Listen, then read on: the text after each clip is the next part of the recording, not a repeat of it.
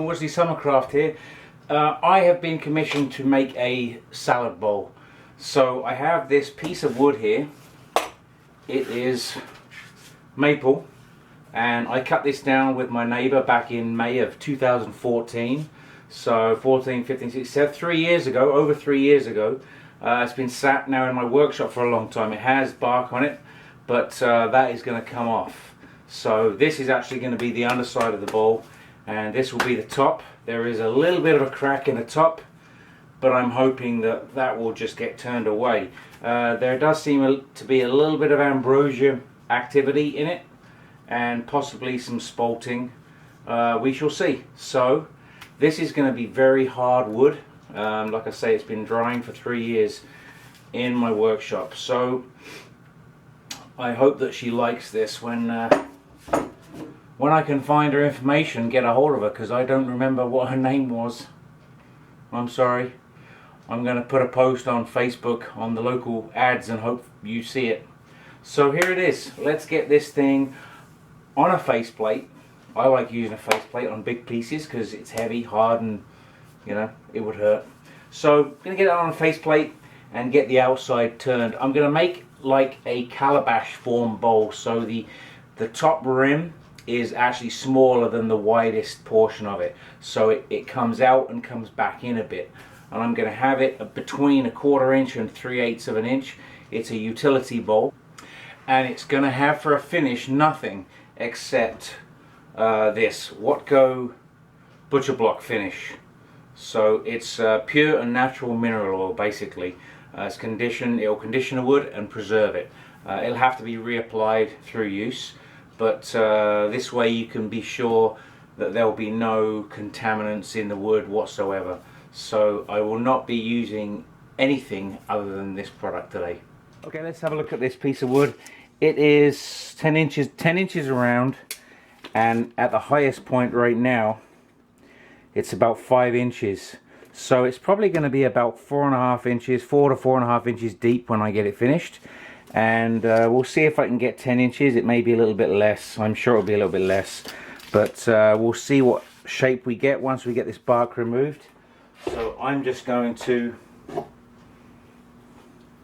take a penknife right now and see if we can remove some of this bark. It should just come right off.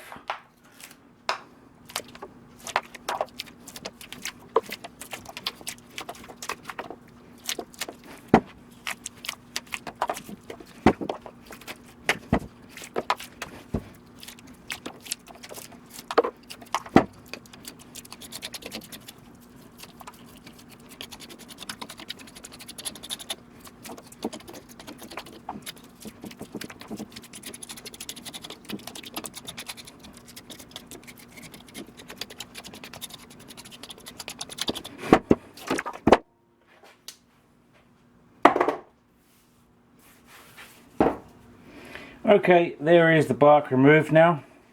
A little bit of a knot there, and looks like there's some nice swirling patterns going on in this piece of wood. So I think the figure is going to be nice and interesting. Let's hope so anyway. Alright, let's get a faceplate on it. Alright, so as you can well imagine, this piece is heavy and well out of balance because of the circumference of the tree and where the bark was. You have a high spot and then a low spot, then a high spot, then a low spot. So you're going to hit, miss, hit, miss, hit, miss. So you have to take very light cuts, otherwise it can dig in and rip that tool out of your hand if you're not careful. So you also want to make sure you freewheel it to make sure that the wood isn't going to hit the tool rest or the bed of the lathe or anything. So when you do turn it on, it's not going to just jump out of the truck at you, or jump out of the lathe and hit you or something. So I've got this lathe on low speed already, so when I turn it on, we'll see what it does.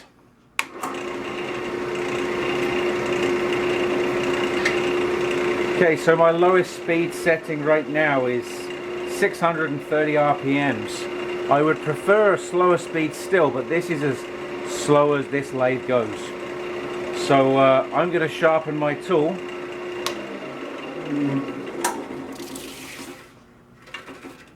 Okay, so it runs pretty smooth. That's 630 RPM. That's as slow as it will go, this lathe. So what I'm going to do is I'm going to sharpen my tool, and I'm going to start taking some light cuts with my bowl gouge, just to get this trued up and see what we've got in here.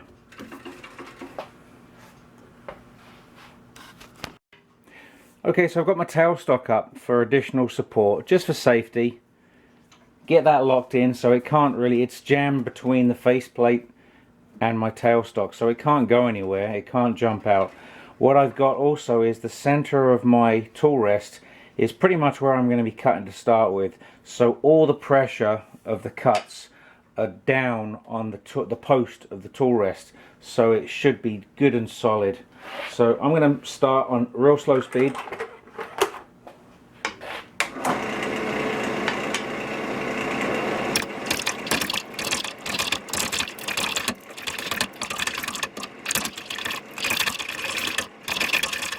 My flute is pretty much open for these cuts, and I am actually using the tip of my bowl gouge. And it's going to take a beating, so I'm going to have to sharpen this several times. Also going to have to move my tool rest in as I get closer, as my cuts take the wood away. I need to bring my tool rest in so that my tool isn't overhanging the tool rest too far. It's going to put a lot of stress on the tool.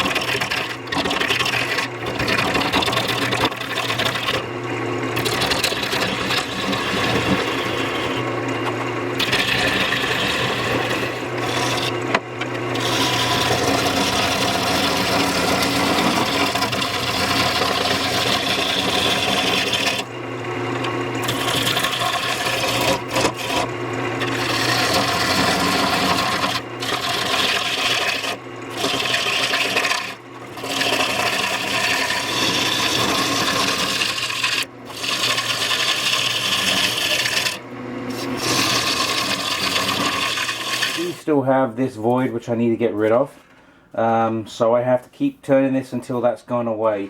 So it may affect the size, and also there's some nasty inclusion right here. I would like to get rid of that, and if not, I'll fill it with something. I don't really want to put epoxy in it, but we'll see.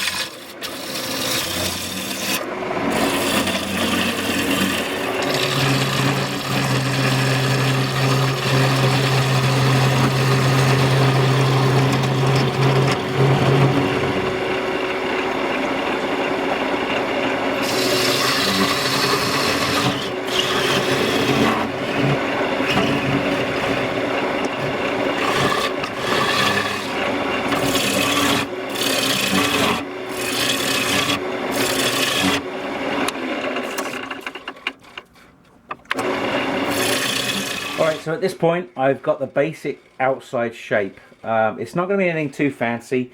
I ended up putting this little ridge in here. It's kind of a finger hold, but it was also to eliminate some of this inclusion, which I'm actually going to leave in there. I'm going to put some CA glue to fill that inclusion in, and I'm going to leave it in there just as it is. I may add some coffee granules in there just to kind of make it look a little bit more natural, but it's got some beautiful colors and beautiful figure, changing direction in grain, which is giving me a little bit of tear out issues, but that'll sand out no problem. I can take care of that with sandpaper. There is a couple of bug holes there which I will fill with CA glue again and coffee granules. There's actually a few, there's quite a few, but yes, super glue and coffee granules will take care of them. Okay, so there's a few inclusions on this. There's the bug holes and there's a bark inclusion. I've actually knocked all the bark out of it. What I'm going to do is I'm going to fill it with these used coffee granules, so they're dry, and some thin CA. I may also use some medium CA, but I don't really want any air in there. So the first thing I'm going to do is soak that with some CA glue. Good for you. Wow. And then put some super glue, or put some coffee granules on there.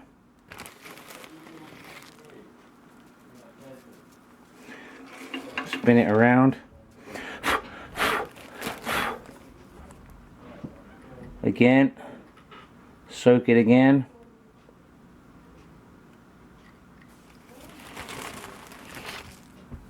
Put some more coffee granules in there.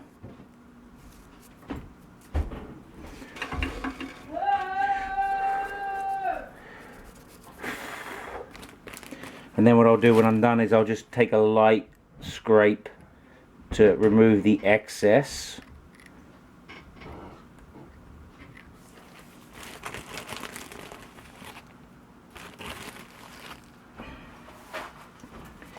Try not to inhale that because it does smell bad.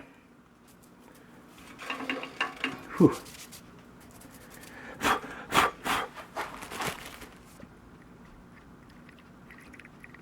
We'll do it. We'll do it with everything.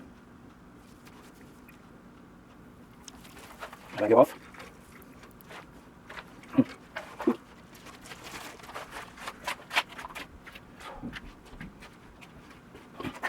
Alright, so what I'll do here is I'll just put some coffee granules in there, and a little dab of super glue. Same here.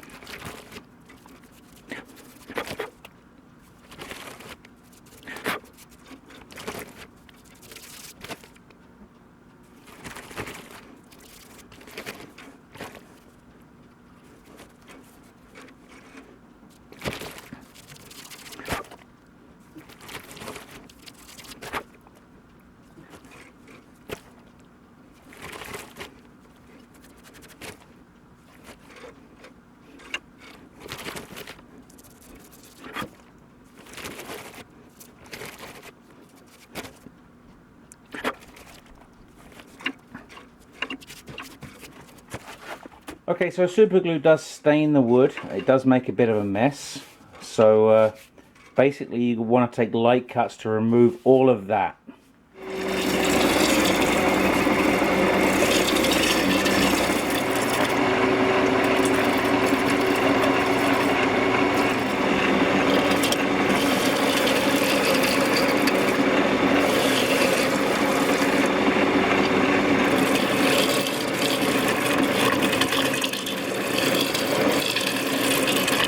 Okay, so I missed making the mortise, but I just made a mortise for the truck.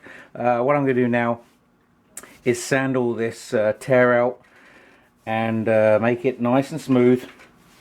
I'm actually going to sign the bottom with some pyro, which I don't usually do, but I think it's high time I did before I put any oil on it.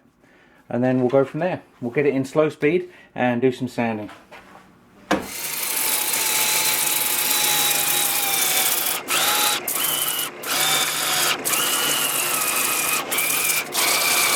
So I actually haven't done a whole lot of pyro. Certainly not with the razor tip that I have here. What I have somewhere is a scrap piece of wood that I just practiced on a little bit. My writing isn't the best, but it is what it is, right? I've handwritten around the rim Woodsley Summercraft and Manitoba Maple and August 2017 in the middle. What I'm going to do now is just burnish that in with my razor tip so that it's burnt in. Then what I'll do is I'll oil this whole exterior and kind of give it a final sanding with oil and 1500 grit sandpaper, just to really hopefully get that oil soaked in and a nice finish. Right now it's incredibly smooth. I am looking forward to getting some oil on it and seeing what it how it pops with the oil, but I'm just kind of waiting for this to get up to temperature. We'll do a little practice here. So there it is. I want to try and do a little bit more with the pyro. Haven't done anywhere near enough. So I'm gonna just zip through this real quick and we'll get onto the oiling. Here we go.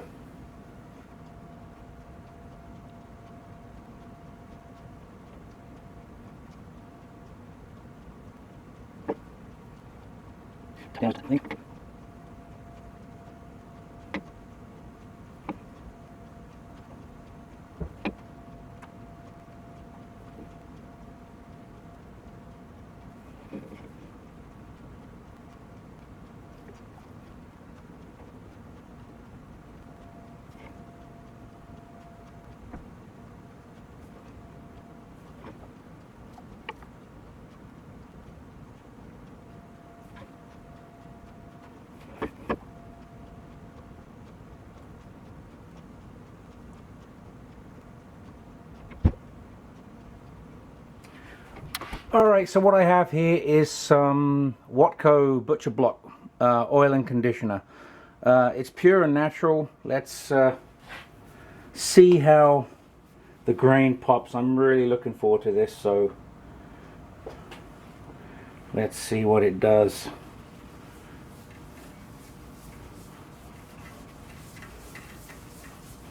Should really bring out some of the color. Give it a bit more of a shine than it has.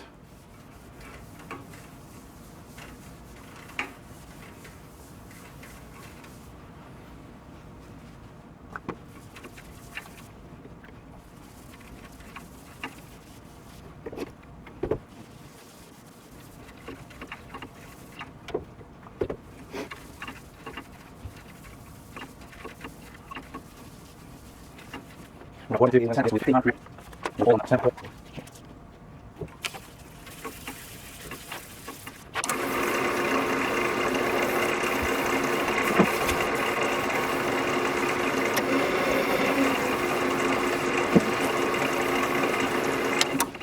That really does make the colors pop. Absolutely beautiful. Okay, so what I'm going to do now is I'm going to get this bowl turned around and we're going to hollow it out. Alright, so on a piece like this, when I turn it around, I often will bring the tailstock up and put it into the faceplate, and then before I tighten this up completely, just give it a spin and see if it's running true. That's running true, it can't go anywhere. So now I can just make sure that the tailstock is pushed in tight and tighten up my chuck into the mortise.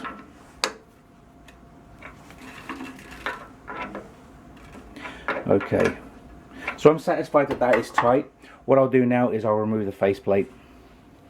On a large heavy piece like this, I will often put the tailstock up for additional support.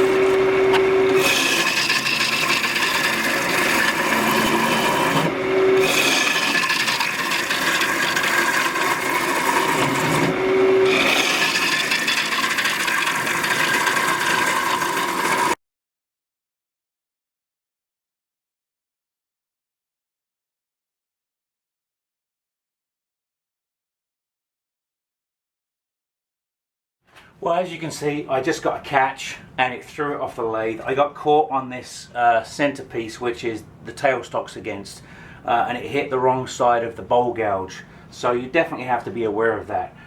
Fortunately, it didn't damage the bowl in any way. It landed on a rubber mat on the floor here, so that's good. And the mortise is still in good shape. So I just remounted it back on the lathe, and we'll take care of some of this.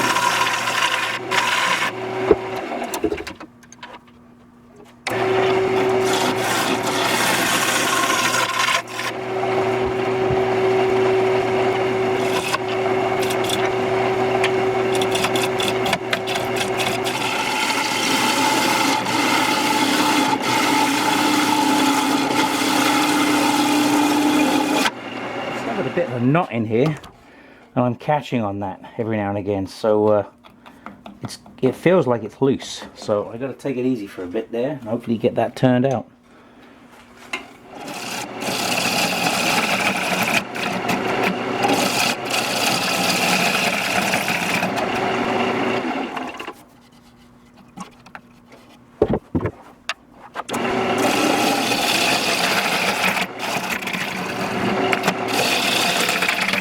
I've got to say that this is the first time this has ever happened. There's a knot within this piece of wood that has come loose, and I think actually I need to get that out of there because it's causing me a bit of grief. Look at that. It was a cut off branch.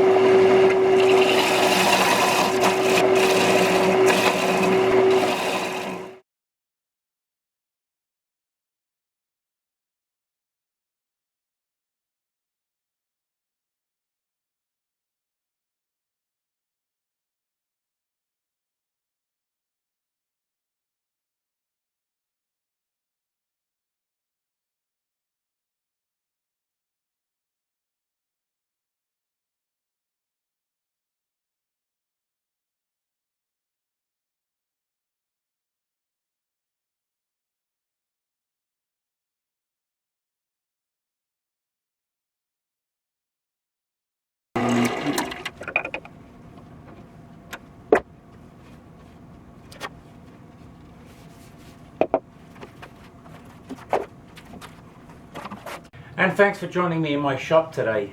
This salad bowl is now complete. Manitoba maple. It's 9 inches in diameter and 5 inches tall. Has some absolutely beautiful colors and figure in it. This was a tree that, like I said, was growing in my backyard down by the river, and I cut it down with my neighbor back in May of 2014, so that was 3 years ago.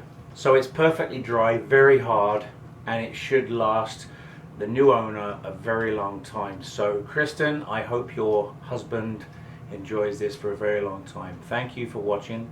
Thank you for subscribing and thumbs up and comments. I love all that stuff. Don't forget to leave a comment down below. I appreciate all of your comments, and I always get back to you. If there's any questions you have, feel free to ask. Take care now. Bye now.